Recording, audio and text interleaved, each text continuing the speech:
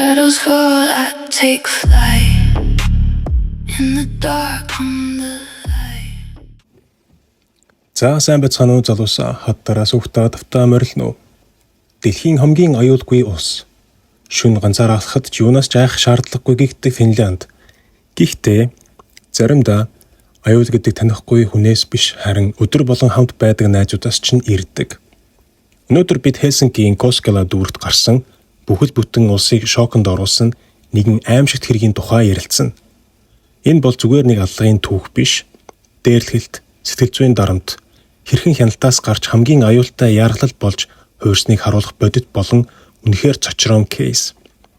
За бичлэгээ эхлэхээс өмнө сувгтаа subscribe хийж амжаагүй бол одоохондоо товчоо дараад авчаарай. Баярлалаа. За ингээд эхэлцгээе. Алексей бол 16 настай, дүлгөөн, эмзэг зан чанартай хүү байсан бөгөөд сургуулийнхаа бүх хугацаанд дээрлэхүүлж иржээ. Хүүтэй нэг сургуульд сурч байсан нэрээ нууцсан нэг хүү дээрлэхэлт аль хэдийн бага ангид эхэлж дунд сургуульд уламд орцсон гэж ярьсан. Гэхдээ өөр нэгэн сурвалжээс мэдээлэлээр эсэргээрээ бага ангид хүү илүү их хүнд хэцүү байсан бөгөөд дунд сургуульд орох үед л арай багассан гэжээ. Алексийг эцэг эхийнхээ анхны бөгөөд цорын ганц хүүхэд байсан. Тэрээр Коскала орчмын өсөж Капелагийн ерөнхий боловсролын сургуульд сурч байсан. Тэр зан чанарын хувьд ээлдэг, бусдыг ойлгодог, урлагт дуртай, ичимхий хүү байсан бөгөөд нүүр тулж уулзах үедээ маш их бага ярьдаг ичимхий хүү байж. Гисэн хэдий ч Алексид чиглэсэн дээрлэлтийн хэмжээ, ноцтой байдлын талаар дор хаяж хоёр өөр мэдээлэл байдаг. Зарим их сурвалжийн мэдээснээр энэ байнгын үргэлжлсэн дарамт дээрлэлтэнд байсан бөгөөд сургууль дээр олон сурагч хүртэл оролцдог байсан. Энэ тухайлбал бие махбод болон үгээр хийдэг дээрлэлт, өөрөөр хэлбэл доромжлох, нэр хоч өгөх, эд зүйлсийг авах, шоолох, түлхэх зэрэг үйлдэлүүд байж. Энэхүү алхмын цаана түүнийг гутаан доромжилж сэтгцийн гүнд сэвтэх гэсэн дал санаа агуулдаж байлаа. Алексей нас барсны дараа цагдаа нар үнэндээ сургуульд дээрлэлт асуудалд хангалттай үр дүнд оролцсон эсхийг шалгасан бөгөөд тэд хангалттай шаардлагатай арга хэмжээ авч чадсан гэсэн дүгнэлтэнд хүрсэн.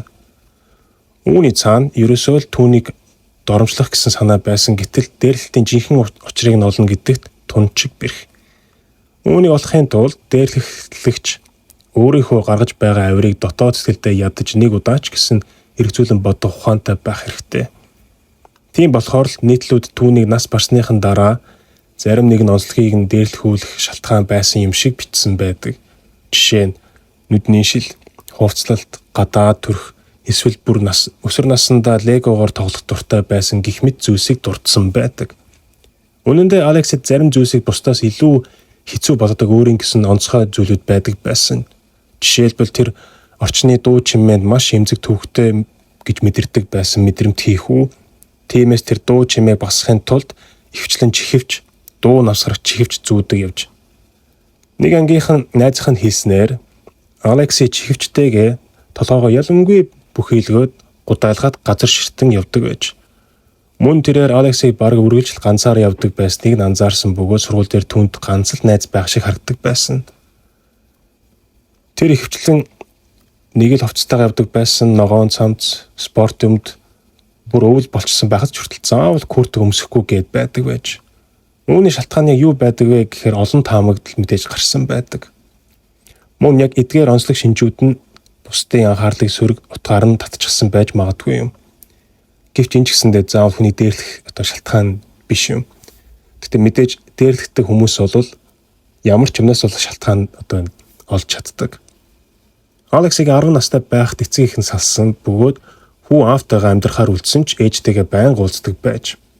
Тэр үнэхээр ухаалаг, авьяастай хүү байсан бөгөөд лонгой англи хэлэндээ тоондоо сонирхдаг хичээлд маш сайн байсан. Гэвч бусад хичээлүүдэд бол багахан тааруухан байж. Ингээд 2019 оны намар гэхэд Алексид хүн сэтгэл гутралын шинж тэмдгүүд тодорхой илэрч эхэлсэн байдаг. Тэр өглөө болгон ядарч, нозоорсон байдалтай болж эрт босно гэдэг түүний хувьд үнэхээр том даваа болсон юм. Тэр өөрийгөө тусгаарлаж хүмүүсээс улам бүр холдон сургуульдаа ч явахыг хүсэхэ болсон. Жилийн туршилт гэхэд л Алексигийн эцэг эхийг хүүгийнхээ төлөө маш их санаа зовж байв. Тэд хүүдээ туслахын тулд чадах бүхнээ хийсэн. Гэвч бүх арга замаа барж байгаагаа мэдрээд эцэст нь хүүхд хамгааллын байгууллагт хандахаар шийдсэн. Тэд тэндээс л хүүд нь хэрэгтэй тусламжийг өгч чадна гэж чин сэтгэлээсээ найдаж байлаа. Ингээд удалгүй Алексей улсын хамгаалтанд орж 2020 оны хавар түүнийг хүүхдийн асрамжийн газар шилжүүлсэн байдаг. Гэрээсээ л нүүхэн хүүгийн хувьд үнэхээр том цогт болсон юм. Түүний бие болон сэтгцийн байдал маш ихээр муудаж хэсэг хугацаанд эмнэлэгт твтгэхээс өөр аргагүй оржээ. Мэдээж энэ бүхнээс болоод сургуулийнхан ч хичээлээс зайлшгүй тасалдахад хүрсэн юм. Хэдийгээр тэр хямралынхаа хүнд үеэс баг зэрэг гарч биеийг арай дээрдсэн ч өөрт нь тохиолдсон энэ бүх нөхцөл байдалсан маш их ичдэг байв. Ялангуяа хүүхдийн асрамжийн газарт амьдрах болсноо бусдаас нууж жишээ найзуудтай энэ талаар огт ам нээдэггүй байж. Яг энэ үед л Алекс өөр сургууль руу шилжүүлсэн байдаг. Тэр нь Дойло дүүрт байрлах Софиягийн Маннерхеймийн нэрэмжит тусгай сургууль байсан. Гэвч тэр шөнө сургуультай огт тасч чадаагүй юм. Түүний сэтгэл санаа, биеийн байдал арай дээрдэж эхэлсэн ерөөсөө л 2020 оны намар Гапулагийн сургуультай буцаж очих нь зөвшөөрсөний дараа л байлаа. Ингээд аажмаар Алексигийн байдал дээрдэж байгаа мэт харагдаж эхэлжээ. Хэдийгээр тэр одоо хүртэл асрамжийн газарт амьдарсаар байсан ч гэсэн шүү дээ. Ойр дотны хүнийх нь хэлснээр Алексей нэмсгэлж арай илүү тоглоом шоглоом хийдэг болсон. Эдгээр нь өмнө түүнд бараг л гаргадаггүй байсан зан чанарууд байсан. Гэхдээ яг энэ намрал Алексийн зарим ойр найзуудаас аажмаар зай барьж эхэлсэн юм. Оронд нь тэр бүр цэцрэгт байхасаа л таньдаг байсан хоёр хүүтэй илүү дотносож байхыг хичээсэн юм. Тэдний нэрийг бол Вилле болон Хенри гэдэг. Алексей тэдний цэцрэгт байхасаа л мэддэг байсан бөгөөд хүмүүс энэ гурыг багын л хамт тоглож өссөн найзууд гэдэг байж. Нөгөө монголоор шороо өсөж өссөн найзууд. Алексигийн ээж нь ч мөн тэднийг сайн таних бөгөөд Вилле, Хенри хоёрт гэрт нь ч олон удаа орж ирж тоглож байсан бөгөөд мөн өөрөө ч хэд хэдэн удаа тэднийг харж асарч байснаа дурссан. Тэдний дундаас Виллен Алекситэй арай илүү ойр байсан бөгөөд тэд Snapchat-аар байнга харилцаж холбоотой байдаг байж. Харин Хенригийн хувьд Виллегийн хамгийн сайн найз нь байсан юм. Тийм болохоор Алексей Вилле хоёр уулзах болгонд Хенри ч мөн цуг явж байдаг байж. Ингээд зуны төсгөл тэдний дунд 3 дахь хүү нэмэгдэж орж ирсэн юм. Түүнийг Ханну гэдэг. Харин Виллегийн хувьд энэ бүлгийн хамгийн залуу нь байлаа. Тэр 2004 оны сүүлээр төрсөн бол Ханну, Хенри хоёр хоёулаа 2004 оны ихээр төрсөн байдаг.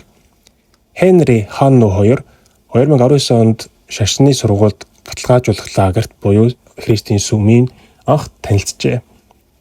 Гэвч тэд 2020 оны 8 дугаар сараас л дотносож цуг цагийг өнгөрөөж эхэлсэн байдаг. Яг тэр үед л Ханну, Хенри, Вилле нар нэг сургуульд суралцахаар орцгоосон бөгөөд Хенри болон Ханну хоёр бүр нэг чиглэлээр нэг ангид сурч байв. Ингээд 2020 оны 100 Алексей ч мөн Ханнутай танилцсанаар энэ дөрвөн хүү хамтдаа цагийг өнгөрөөдөг болжээ. Гэвч удалгүй Алексейд аимшигтай муу зүйлс тохиолдож эхэлсэн юм. Намрын эхэн буюу 8 дугаар сард түүнийг хайр гамгүй дээрэмдэж зодсон байдаг. Улмаар 11 дугаар сараас эхнээс ахуулаад бараг л баасан гаригийн орой болгоно түүний биеийн янз бүрийн хэсэгт янз бүрийн хөхрөлт, шарх, шүүдөр ажиглагдах болж. Түүний нүдэн хурчгсан, уруулан сэтэрчгсэн байх нь олонтой. Гэвч түүнээс энэ хүрэлт бэртэл чинь яасан юм бэ гэд асуухаар тэр ерөөсөө л шатнаас унчихсан, эсвэл зүгээр л унчихсан гэд цааш юм яриулгүй яриаг маш шийдэмгий байдлаар тасалдаг байж. Мөн хэрв энэ талаар нь лавлаж асуух юм бол бүр уурлах шахуу байдалтай болдог байж. Гэвч бодит байдал дээр 8 дугаар сард болсон өнөөх дээрм нь ерөөсөө л Вилле, Хенри хоёрын зохион байгуулсан муухан жүжиг байсан юм.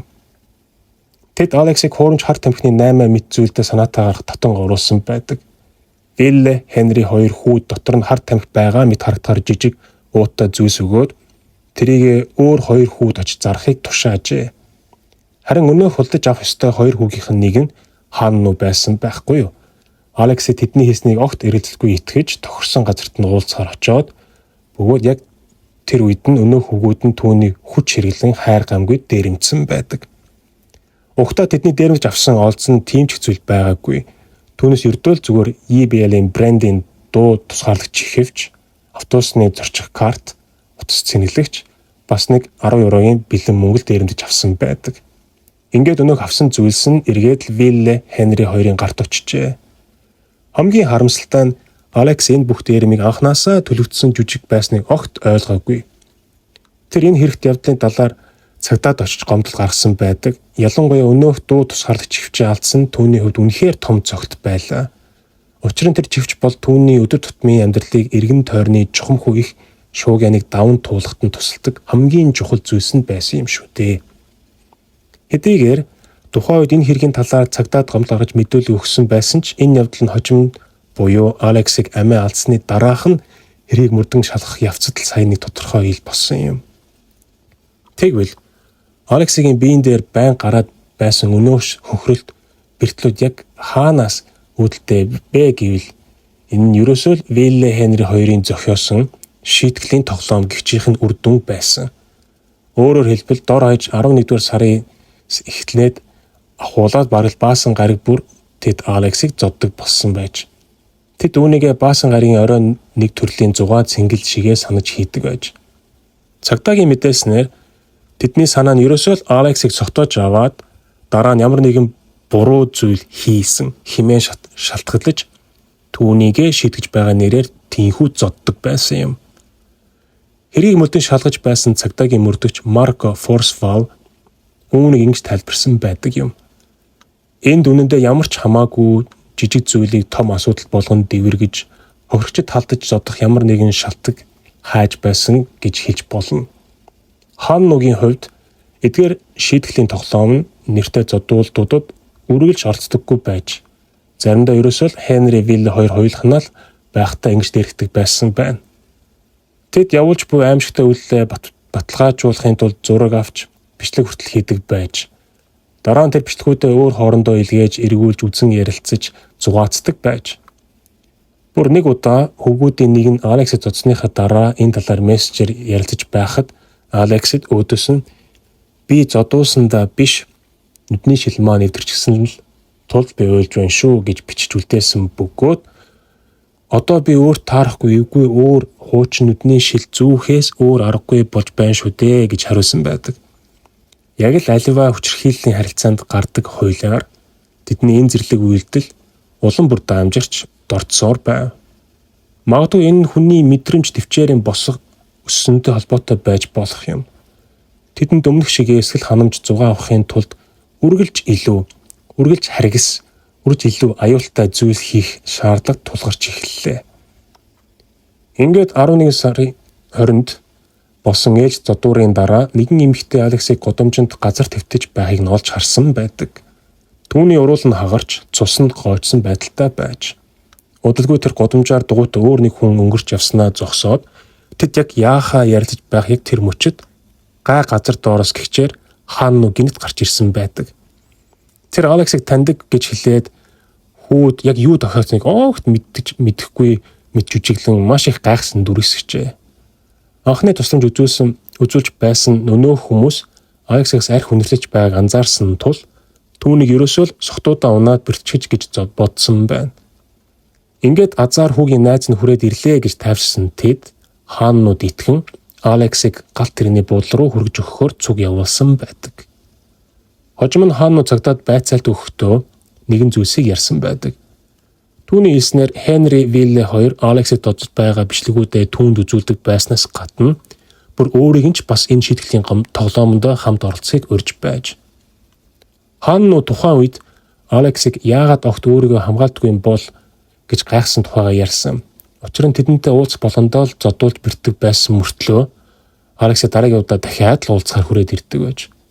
Заримдаа зодуулж байхад Алексыг уйлаа тэднийг болооч гэж гуйдаг байсан ч мөн л дараагийн баасан гариг болтон дахиад л ирдэг байж. Ингээд 12 дугаар сарын 4-нд өдөр буюу сарын хамгийн эхний баасан гариг ирлээ. Мөн энэ өдөр Виллегийн төрсөн өдөр тохиож тэр 16 нас хүрч байв. Гэвч тэр Хенри Ханну нар энэ өдрийг тэмдэглэхийн тулд хэдийнэ өөрсдийнх нь дадал зуршил болчихсон өнөөх аимшигтай аргаараа баасан гаригийг өнгөрүүлэхээр тохиролцсон байж. Өөрөөр хэлбэл Алексыг дахиад зодохоор тэд энэ зэрлэг үйлдэлээ хэд хоногийн өмнөөс эхлэн маш тодорхой төлөвлөж эхэлсэн бөгөөд үүнийг тэдний өөр хооронд бичиж байсан Snapchat мессежүүд бүрэн нотолдог. Тэртех мессежүүдээр тэд баасан гарагт Алексид яг юу хийх, яаж зодж тамлах тухайга хээр нэг ярилцаж байж. Тухайлбал Хенри мессежтэй би Алексид дээр UFC-гийн бүх техникүүдийг туршиж хийж үзмээр байна гэж бичсэн байхад Вилле өдөөс нь оройг яг яаж эхлэх үү?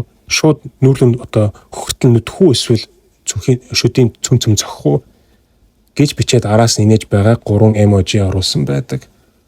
Өөрөөр хэлбэл тэд энэ зэрлэг төлөвлөгөөнд илт баясаж догдолж байж. Эдгээр мессежүүдс харахад тэд Алексийг зодож тамлах мөчөө бараг л төвчээргүй хүлээж байсан мэт харагддаг юм. Ингээд Вилле Ханну хоёр Капулагийн Co-market дэлгүүрийн дэргэд Алексийг хүлээж байлаа. Оройн 6 цагийн үед хүүг ирэхэд гуруула Маунлагийн дүүрэгт байрлах эмийн сон руу хамтдаа явцгаажээ. Тэнд очиж танихгүй нэг хүнд мөнгө өгч гуйн өөртөө архи ахуулсан байдаг. Үүний дараа 3 хүн автобусанд сууж буцаад Капулагийн Co-market дэлгүүр рүү зүгэлсэн байдаг. Тэнд Хенри Алиден өөрөөтөө ундаага аваад хүлээжсэн. Тэд тэндээ бас нэг өөр танихгүй хүнийг гуйж хоёр хайрцаг шар ариг бас хэд хэдэн глаз кофе пив ахуулаад Ханнугийн хувьд Алиден өөртөө уух зүйлээ бас авсан байсан. Ингээд оройн 7 цагийн үед хүүгүүд Коскалагийн эмнэлгийн бүсэд байрлах нэгэн цэцэрлэгт хүрээлэн лүү очижээ. Бүрэлдэхүүн харанхуй хамт хэд тэд хажуугаар өнгөрөх хүмүүсийн харцнаас халахлагдаж авсан байлаа. Тэд цэцэрлэгт хүрээлэнгийн голд байх сандлууд дээр сууцгааж өнөөх архиа согтуурлах хундаага ууж ихсэн. Алекси өнөөх хатуу архийг нь ууж харин бусад хүүгүүд нь шар ариг ууцгааж байлаа. Алексиг яг яагаад заавал тийм хүү согтоох шаардлага байсан бэ гэдэг дээр өнөөх хүүгүүд хожим нь олон юм ярихгүй хэлхийг хүсээгүй юм. Гэхдээ тэд хүүгд согтоож арай чанга дуугарч зан хөрөнгөт нь шийтгэх өөрөөр хэлбэл дахиад зодож нүдэх шалтгаан гаргаж авахыг хүссэн юм. Эхэндээ оройн цаг нэлээд тайван өнгөрч байсан ч гэвч Алекси бус хүүгүүдээс хамгааг хурдан содж ихсэн ойлгомжтой. Учир нь түүний ууж байсан архи нь бол 40 градусын хатуу архи, харин бус хүүгүүд ууж байсан нь ердөө 4.5% шар ариг. Тэр орой Хенри автагаа хийх ажилтаа байсан тул оройн 7 цагийн үед түр явж 9 цаг хүртэл ирээгүй байдаг. Гэвч энэ хооронд Ханну болон Вилле хоёр Алексийг зодож эхэлчихсэн байлаа. Эхэндээ тэд сандлуудын ойролцоод зодож байснаа дараа нь Коскала эмнэлгийн С байрны булан руу шилжиж тэндээ үргэлжлүүлэн зодсоор байж. Энэ үед Виллегийн хэлснээр Алекси тэдний араас эмнэлгийн булан хүртэл өөрийн хөглөөр алхаж очсон. Хенри хэдэн цаг явхаас өөр аргагүй болсондоо нилээд бухимдсан бололтой. Учир нь тэр эцгүй байх хугацаанд Вилле рүү мессеж бичээд түүний яасан ч гэсэн гэрлүүнд явуулж болохгүй шүү гэж сануулсан байдаг. Миний уур маш их хурж байна. Тэнд очиод л наад навшиг чимсдэг хүчтэй зохимоор байна гэж бичсэн. Вилле хариуд нь яг тэр мөчөд Алексид яг юу тохиолдож байгааг харуулсан аимшигтай бичлэгийг Хенри рүү явуулсан. Бичлэгийг Хенри үзээд новш гэж наад айс чи бүр танихгүй болтлоо бүр сүйдс хардж байна шүү дээ гэж хариулахад Вилле өдөөс нь одоо хаар Ханну яг одоо түүний гарыг хугуулж байна гэж хээр нэг бичсэн байдаг. Ингээд Хенри оройн 9 цагийн үед буцаж зэрэнгүүтээ огт эргэлдэж үдэлгүйгээр өнөөх аимшиг зодуултанд шууд л гар оролцов. Дараагийн 3-4 цагийн турш тэдгээр хөвгүүд Алексид улам бүр маш аимшигтай хэрцгий зүйлсийг хийж эхэлсэн юм. Өмнөх шигээл Алекси өөрийгөө огт хамаалаггүй байдаг. Тэр эсэргүүц зодтолдох гэж ерөөсөө оролдоогүй бөгөөд ердөөл ирж буй ширүүн зохилтуудаас бие хамгаалж халахыг хичээж байж. Хожим нь Вилле байцаалтын үеэр санаа ярихдаа Алекси маш их айж сандарч уйлан байж тэндээс болоочтой бололтой гуйж байна гэж дурдсан байдаг. Гэвч хүүгийн тэрхүү цөхрөнгөө барсан гуйлт нь тэдний зогсоохын оронд харин ч бүр эсрэгээрээ зэрлэг хүслийг нь улам бүр асааж өдөөж байсан бололтой. Эцэст нь эмнэлгийн барилгын буланд Алексигийн биеийн байдал маш аюултайгаар муудаж тэр дахин хөл дээрээ босч алхаж чадхааргүй болсон байлаа. Тэднийг энэ хооронд хажуугаар нь өнгөрч явсан хит хитэн хүмүүс харсан байдаг. Тухайлбал оройн 8 цагийн үед хэргийн газрын хажуугаар өнгөрсөн 2 эмэгтэй яваад нэг нь Алексийг газар дунчсныг хараад тэгээд тэр асуусан юм. Энд яг юу бодлоод байгаа юм бэ гэж лавлан асуухад өнөөх хөвгүүд өдөөс нь зайлаа найз маань зүгээр согтчоод твтэж байна цаашаа яв гэж уцаарлан хаширсан. тэндээс нэн даруй явахыг шаардсан байдаг. Түүнээс дараахан хэд хэдхэн хүн тэр хөвгүүдийн бүлгийг олж харсан бөгөөд тэдний зарим дотор нь үхвэрхэж айд төрсөн байснаа хожим дурдсан байдаг. Гэвч тухайн үед мөчөд зодуулах, тамлуулж буй үйл явдлын хинж өөрнүүдээр яг таг хараагүй байж. Яг энэ үед хөвгүүд байрлалаа солихоор шийдээд магадгүй тэд өөрсдөө хэтэрхий ил харагдаад байгааг мэдээд Алексийг илүү далд хүний хөлөөс зайдуугаад чирж аваачаар шийдсэн. Ингэснээр тэд ямар ч саадгүй тайвнаар үргэлжлүүлэх боломжтой болох болсон. Хожим нь Вилле байцаалтын үеэр нэгэн аимшигтай зүйлийг санан ярьсан байдаг. Тэр үед Алекси түүнд рүү өргөлтөөр гараа сунгаад намайг босгоход туслаач гэж гуйхад нь хаан нуу хажуунаас нь чи босно гэж гордоод байгаа юм уу гэж хэлээд толгоор хөшгөлж. Тэд хүүгийн сугнаас барьж аваад дараагийн аимшигт хүчрхийллээ үлдэх газар руугаа чирэн аваачжээ. Энэ газар нь хавьгүй хүнгүй задаа тайзны барилга болон барилгын талбайн хажууны хашаанд байж. Тэнд хөвгүүд Алексийг өвдөлт ямар ч хариу үйлдэл үзүүлэхээ болох хүртэл нь ухаан бодол нь бүхэх хүртэл нь тасралтгүй зодсоор байж. Одоо би та бүхэнд тэр орой Алексид яг ямар аимшигын зүйлс хийснийг тодорхой ярьж өгье. Магадгүй тэр орой болсон бүх хэрцгий үйлдэлийг цагтаагийн мөрдөн байцаалтаарч бүрэн ил болоогүй үлдсэн байж болох юм. Гэвч миний бие эдгээр аимшигт деталуудыг та бүхэндээ хүрж байгаагийн гол шалтгаан нь энэ хүчрхийлэл нь ямар асар их аимшигтай, ямар хязгааргүй хэрцгий байсныг та бүхэнд боддоор ойлгохын тулд юм шүү. Тиймээс энэ хэсгийг сонсох уу, эсвэл алгасах уу гэдгээ та өөрөө шийдээрэй. Алексигийн цогцсноос илэрсэн гэмтэл хөртлүүдийн тоо асар их байсан. Цагдаагийн тэмдэглэн үлдээсэн тэрхүү яргалтын чагсаалт нь бүр 2 хуудас гаруй урт үргэлжилсэн байсан үнэндээ гайхах зүйл биш байлаа. Учир нь энэ бүх аимшигын үйл явдал нийтдээ 3-аас 4 цаг орчим тасралтгүй үргэлжилсэн юм шүү дээ. Ийм урт хугацаанд тийм зэрлэг бодолтой хүмүүс маш олон аимшигтай зүйлсийг хийж амжиж чадсан. Тэд тухайлбал Алексийг боож, өшөглөн, нудургаараа болон янз бүрийн зүйлээр тухайлбал дүүрэн байгаа шар хайргийнхаа шилээрээ том төмөр хоолой хүртэл ашиглан биеийнх нь бараг бүх хэсэгт нь нэгүсгэлгүйгээр цохиж байж. Бүр сүүлдээ тэд Алексийн дээрээс өвдгөө нуглан өсөрч цээжин дээр хамаг хүчээрээ гიშгэж байснаас болж хүүгийн бараг бүх хавирга нь хугарсан. Хүүгийн толгой руу тоолж баршгүй олон удаа ширүүн цохилтуудыг өгсөн. Тэд гутлынхаа өсгийгээр гიშгэж тохойгоороо буулган нударгаараа зодож өшгөлөн мөн гарт таалцсан янз бүрийн зүйлээр далайцтайхан цохиж байж. Бүр сүүлдээ Алексийг хөл дээрээ босож чадхаа болох үед Вилле Хенри хоёр түүнийг хоёр талаас нь сайн савжуулан босгож чанга барьж байгаад хаан нуг хүүг илүү хүчтэй, илүү оновчтой цохиж эхлэв. Түүнчлэн тэрхүү яргалтын үеэр тэд Алексид хатуу архийг хүчээр амруу нь шахаж уулгаж сүүлдээ хүн чанасандаа уйлан би дахиж уумааргүй байна шүү дээ гэж гуйн хэлэхэд хаан нөгөөдөөс нь шууд толгой руу өшгөлөөд байв. Энэ үеэр Вилле өөрийгөө хурамчаар Алексигийн талд байгаа мэт хандан чи зүгээр л үүнийг одоо уучих тэгвэл гайгүй болчихноо гэж хэлв.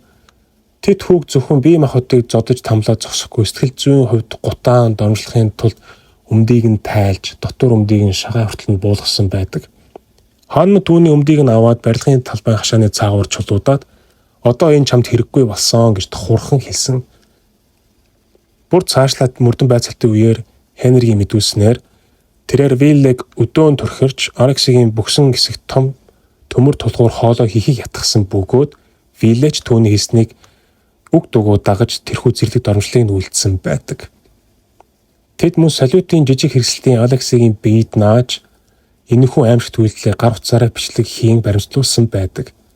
Цагтаа нар уг бичлэгийн дараа нь гар утснаас нь олж илрүүлсэн бөгөөд тэрхүү бичлэг дээр хүүгүүд бие биетэйгээ тачигнал инээлдэж яг л маш сайн санаа олж хийсэндээ баяр хүрэж байгаа мэт бие биенийхээ гарыг чангаар барьцгааж инээлдэж байсан.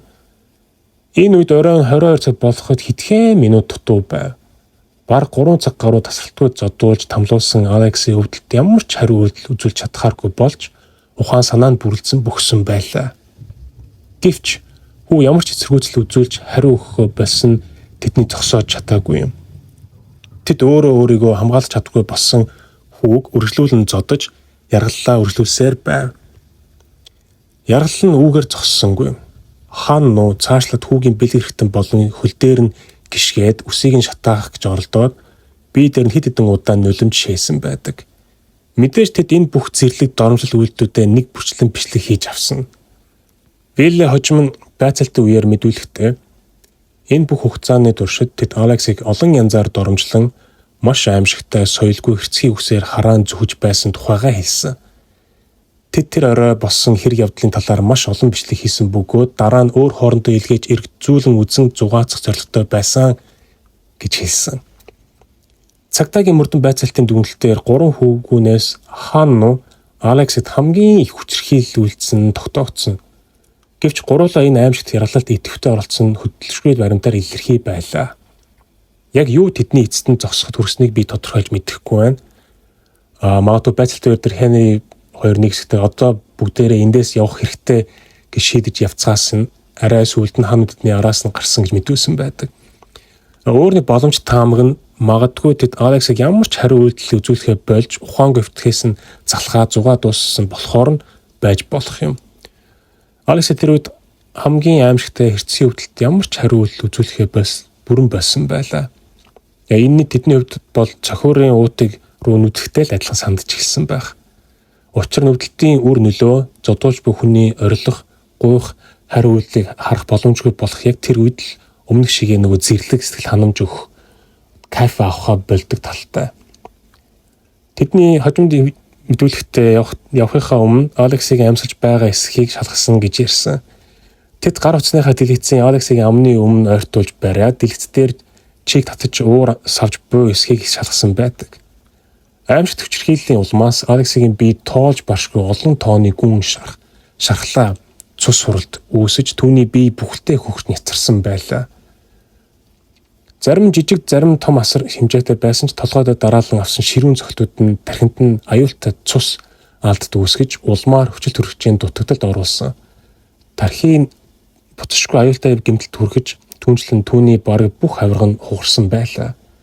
Шүүх эмнэлгийн шинжилгээний эцсийн дүгнэлтээр хүүгийн тархинд үүссэн хүнд гэмтэл болон хавирганы олон тооны хугарал нь уушгины үйл ажиллагааны хаан бие махбодын гүн хүчил төрөгчдийн дутагдалд оруулснаар эцэст нь түүний амнаас нь авч болцсон юм. Хөвгүүдийн хожим мэдүүлснээр тэрхүү аимшигт хүчирхийллийн дараа Алексийг толгойн танигдахгүй аргагүй болтлоо маш их хавдаж ам хамраас нь цус урсаж байв. Виллегийн хэлснээр тэр Хенри хоёр эхэлж хэргийн газрыг орхин явсан бөгөөд Ханну тэдний араас гарсан.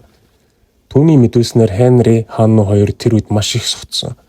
Хенри замдаа хэд хэд удаа бөөлжөөд Ханну говьж унаж туссан ч яг гэртээ очиж чадсан.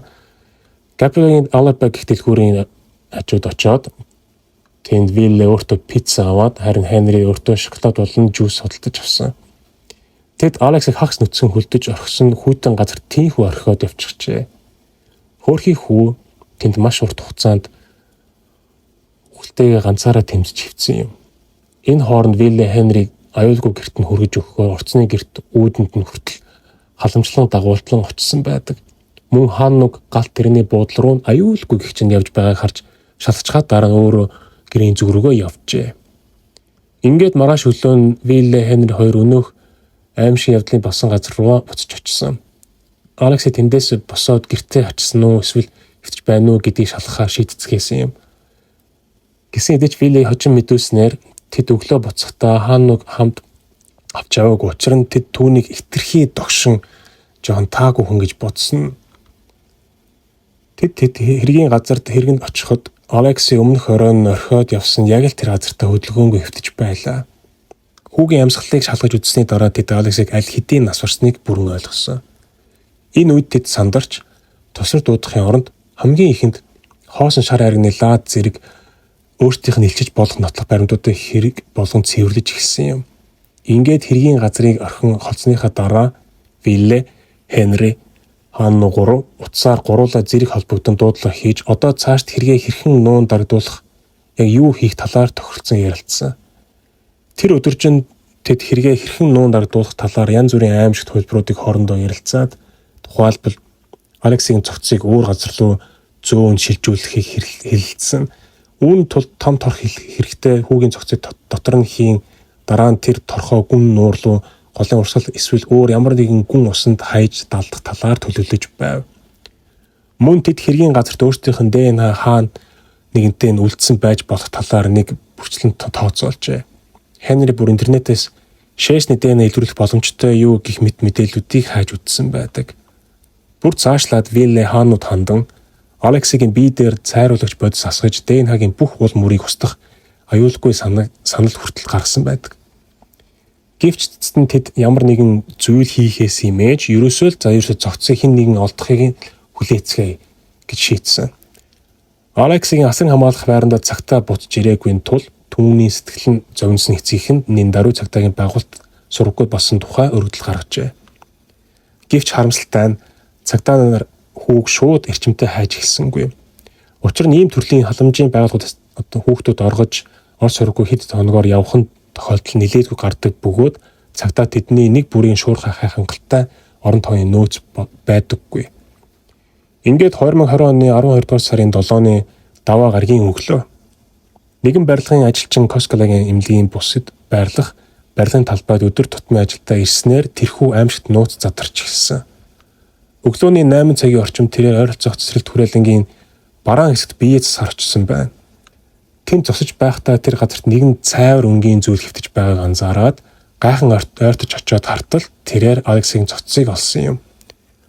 Гэхдээ барилгачин залуу тухайн үед Алексиг аль хэдийн нас барсныг шууд ойлгоогүй тул сандарч хамт ажилласан ажилчдаа тусад дуудахыг яаралтай тусламжийн газар руу ярьсан.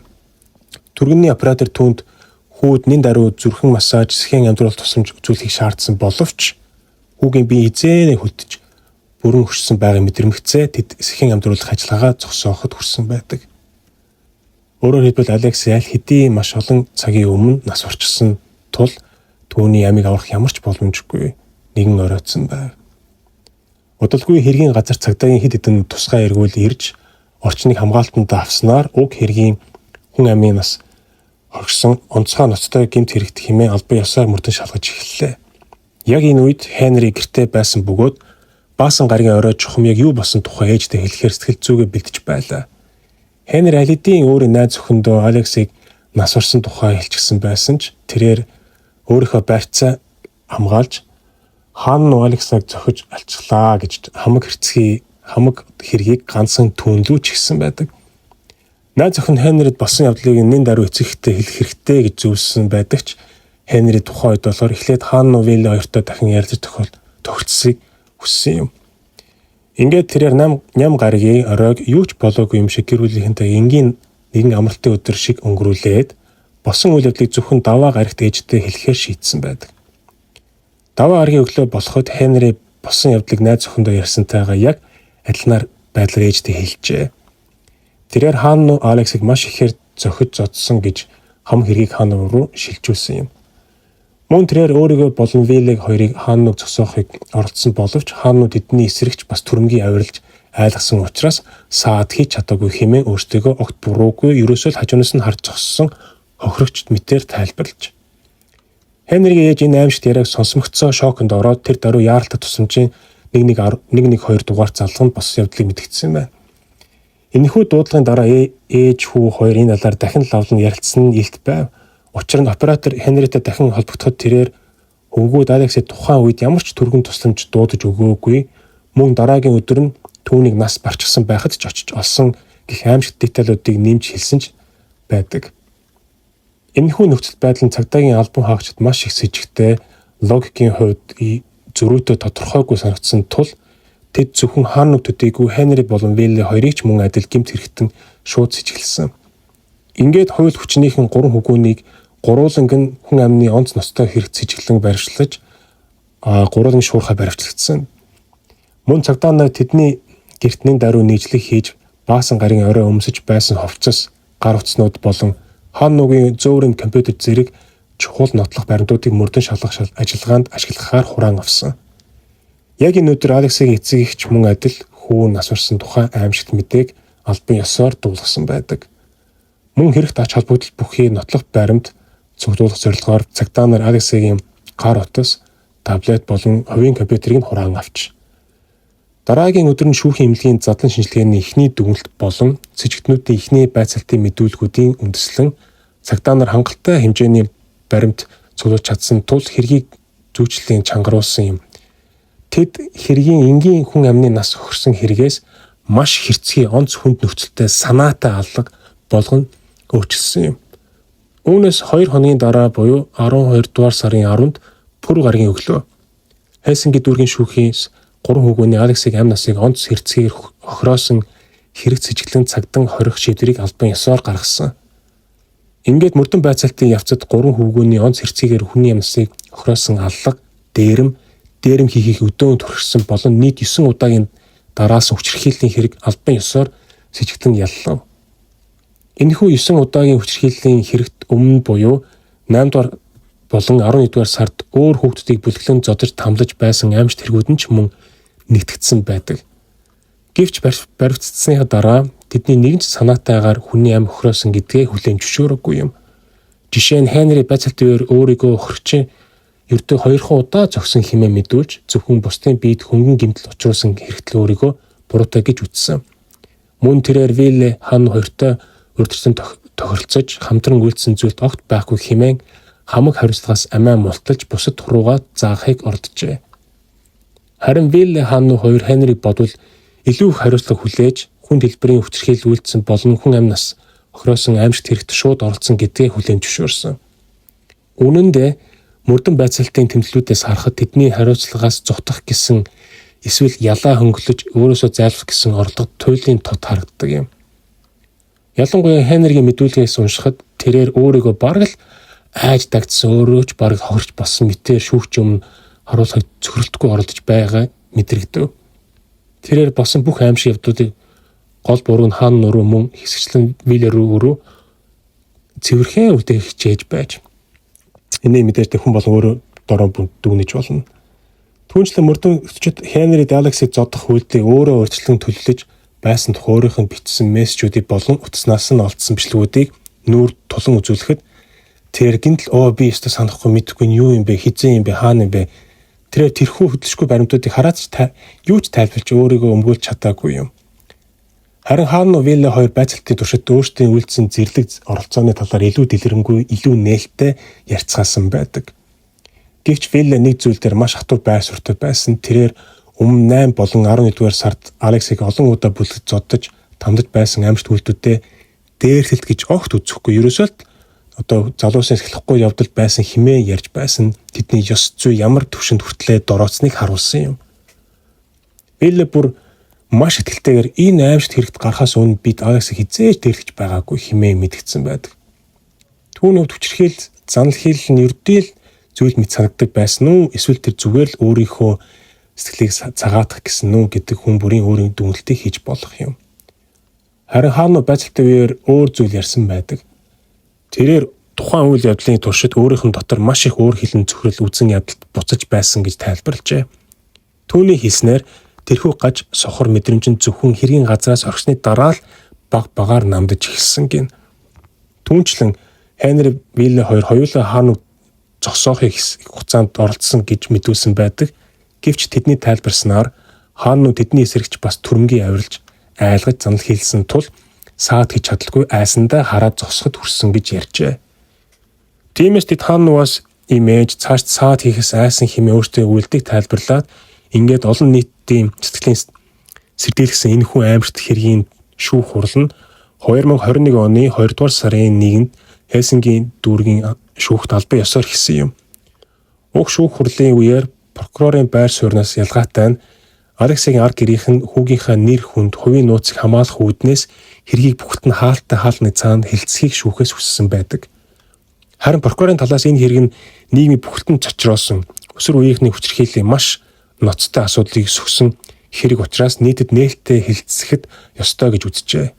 Эцэст нь шүүхийн дарга хоёр талын өсөлтийг харгалзан үзээд зүйцэтгэгдэж буй хэрэг ял бүрийн асуудлыг хэлцэх үед тухайн хэсгийн нээлттэй хэсгийг тусад нь шийдвэрлэж байхаар мэдгдсэн юм.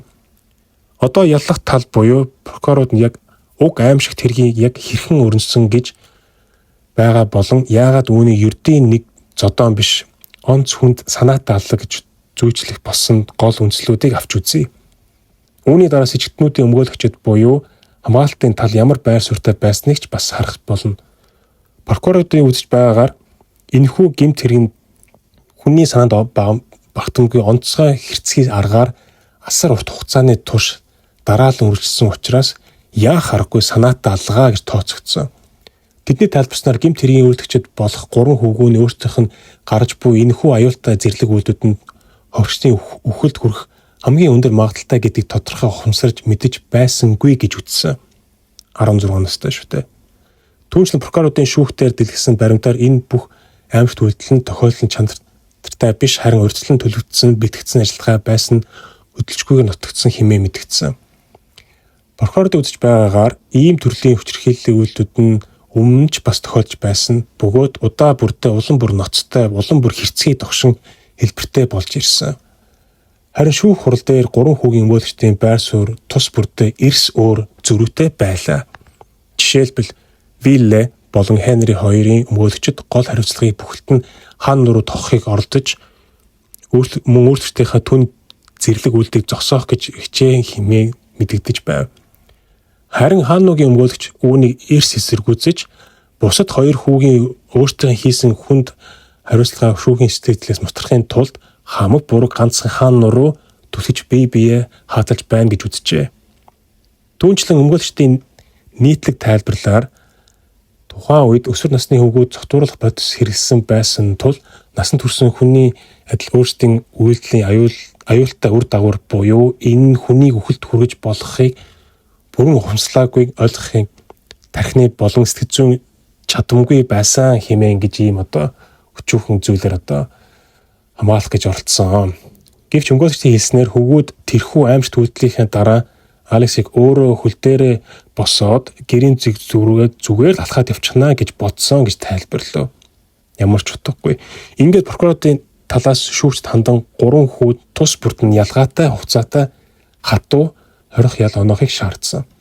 Тухайлбал хаанууд хамгийн багадаа 12 жил, Виллед 11 жил, Хенрид 9 жил тус оноохыг прокурор хүссэн байдаг. Учир нь гэмт хэрэг үйлдэх үед гуруула насанд хүрээгүй өсвөр насныхан байсан тул Финляндийн хуулийн дагуу насанд хүрээгүй хүний үйлдсэн аллагын ялын хэмжээ нь хамгийн багадаа 2, хамгийн дээд нь 12 жил хуулийн язгаартай байснаас тэр аж. Шүүх хурлын туршид Хенри үндсэн шийдвэр гаргах хүртэл өөрийгөө гадуур байцаалах сулгадах хүсэлт хэд удаа гаргасан боловч шүүхээс түүний хүсэлтийг эрс татгалцсан юм. Ингээд уг хэрэг дээр 2021 оны 3 дугаар сарын 24-ний өдөр шүүхийн завсрын шийдвэр гарч хүүгүүдийн сэтгэц зүйн бодлын тогтоогоор гурван сэтгцийн наривчилсан шинжилгээнд оруулжээ. Эмнэлгийн урт хугацааны шинжилгээний дараа сэтгцийн эмч нар шинжээчдийн баг тэдний гэмт хэргүүлдэх үедээ өөртөө хийж буй аимшигт үйлдэлийг үр дагавар хариуцлага бүрэн хувьсмаслах ойлгом чадвартай байсан буюу эрүүл саруул хуулийн дагуу бүрэн хариуцлага хүлээх чадамжтай гэсэн эцсийн дүгнэлтийг гаргасан байдаг. Ингээд 2021 оны 9 дугаар сарын 3-ны өдөр Хельсинкийн дүүргийн шүүхээс эцсийн шийдвэртэй албан ёсоор уншиж сонсож 3 хүү гурвангийн Алексигийн амийг насыг нь онцгой хэрцгийгээр хохироосон санаатай алга үлдсэн гэм буруутаад тооцоожээ. Шүүхийн шийдвэрээр Алексигийн эсрэг хамгийн их физик хүчирхийлэл хэрэглэсэн хаанууд 10 жил 1 сарын хугацаатай хорих ял оноосон. Харин хэрийг хамтран үйлдсэн Хенрид 8 жил 2 сар, Виллед 9 жил 2 сар хорих ял тус оноосон байдаг. 3 хүү бүгд шүүхийн эцсийн шийдвэрт сэтгэл дундуур байгаа мэдгдсэн боловч эцэст нь тэдний хинж дахин давж заалдах шатны шүүхэд гомдол гаргаагүй юм. Мөн хохирогч Алексигийн ар гэрийнхэн ч шүүхийн шийдвэр болон тэдэнд олгохоор тогтоосон нөхөн төлбөрийн хэмжээг хүлээн зөвшөөрч аимшигт шүүх хурлын процессыг дуусгахаар шийджээ. Гэвч Финляндийн хуулийн тогтолцооны дагуу эдгээр хөвгүүд хэрэг үйлдэх үедээ насанд хүрээгүй өсвөр насны байсан учраас оногдуулсан ялсныхаа төлөө ердөө 3.1 орчим хувийг шоронд биечлэн эдлэх боломжтой байв.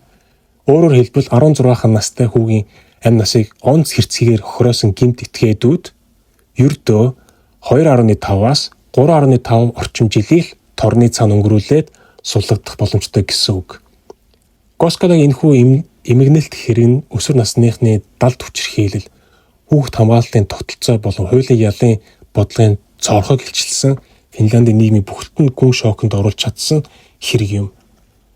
Тэгвэл шүүхийн шийдвэрийн дараа эдгээр хүүгүүдийн амьдрал хэрхэн үргэлжсэн тухай та бүхэнд мөн үгүүлээ. Финляндийн хуулиар насанд хүрээгүй анх удаа ял авч буй хүн ялынхаа ердөө 3.1 шоронд биечлэн эдлэх журамтай байдаг. Иймээс хөвгүүдийн хамгийн бага ялтай нь 2023 оны 100, хоёр дахь нь 2023 оны сүүлчээр, харин хамгийн их ял авсан хаан нь 2024 оны хавар тус сулгдсан байна. Тэд ялаа эдлэх хугацаанд хүмүүжлийн чанартай сургалтууд сууж тусгай хяналтаагаар суллагджээ. Мөн тэд хорчдын ар гэрийнхэн шүүхийн тогтоосон нөхөн төлбөрийг барагдуулж чадсан уу гэдэг асуулт гардаг. Финлянд ийм тохиолдолд төр буюу улсын даатгалын сан хорчийн ар гэрт нөхөн төлбөрийг эхэлж шууд олгодог системд, харин дараа нь тухайн төлбөрийн хэмжээ нь ялтнуудын хувийн өр болж үлдэн сулгацсныхаа дараа суудгагдаж эхэлдэг байна. Түүнчлэн нийгэм тэдний гэр бүлийн талаар маш олон яриа гарч байв. Зарим шижигчний эцэг эхийн чинээлэх хүмүүс байсан. Тиймээс хүүгийнхаа нэрийг солиулж өөр хот руу нүүсэн гэх яриа сошиал орчинд тагсан ч энэ нь батагдаагүй цуу яриа юм. Гэхдээ хөвгүүд өөрсдийн сулцсныхаа дараа дахин шинэ амьдрал эхлүүлж олон нийтийн халдгаас зайлсхийхийн тулд нэрээ солиулж өөр бүс нутаг руу шилжин сурсан нь үнэн аж. Госкагийн энэхүү эмгэнэлт явдал нь өсвөр үеийнхэн далд хүчирхийлэл болон хуулийн явдлын ялын бодлын талаар нийгэмд асар том асуулт сурамжийг үлдээсэн юм. Ингээд харахад үнэхээр зүрх шимшрэм аимшигт хэрэг байлаа. Энэ хэрэг зөвхөн нэг гэр бүлийн эмгэнэлт төдийгүй Финляндын нийгмийг бүгд нь онцгой хэмжээнд цочрдуулсан хэрэг юм. Энэхүү бичлэг дуустал нь үзэж сонссон та бүхэнд маш их баярлалаа. Хэрв контент маань танд таалагдсан бол лайк дарж мөн хат дараа сувгийг маань subscribe хийж дэмжээрэй. Та бүхний дэмжлэг бидэнд дараагийн чанартай дугааруудыг бэлтгэхэд хүрэхэд том урам зориг ордог юм шүү. Дараагийн видеогоор дахин уулзцгаая. Энэ өдрийг сайхан өнгөрүүлээрэй. Хат дараа баярлалаа. Баяртай.